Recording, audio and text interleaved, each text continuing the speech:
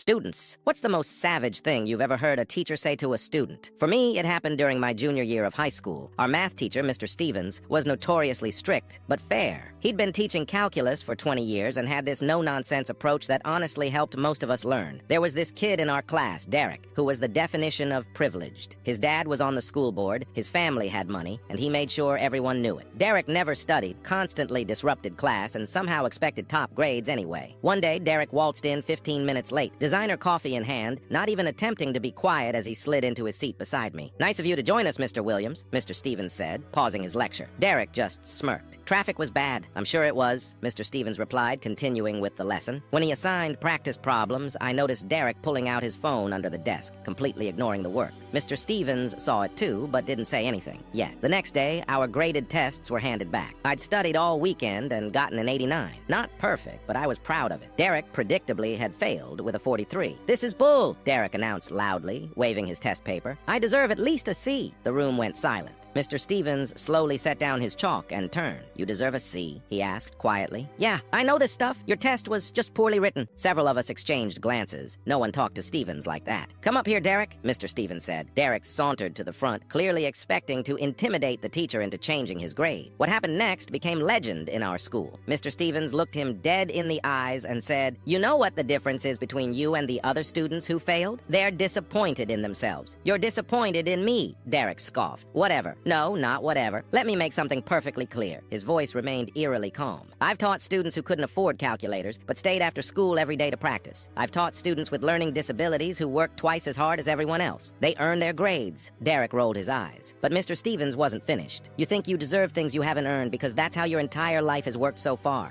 But math doesn't care who your father is. Math doesn't care about your excuses, and neither do I." The classroom was dead silent. No one even breathed. "Your father can call me, the principal, or the superintendent. It won't change the fact that you chose Instagram over studying, your phone over paying attention, and excuses over effort." Then came the line that honestly changed my perspective on life. "The saddest thing about your situation, Derek, isn't that you're failing my class. It's that you're being set up to fail at life, and that's not your fault. It's the fault of everyone who never made you earn anything." Derek's face went from angry to shocked to something I'd never seen on him before: shame. "The good news," Mr. Stevens continued, handing Derek a different worksheet, "is that you can still choose differently starting now. This is your study guide. My door is open after school every day this week." Derek didn't say a word. He took the paper and returned to his seat. The shocking part? He showed up after school that day and the next. By the end of the semester, he was pulling a solid B. Years later, I ran into Derek at college. He was studying engineering and had a part-time job.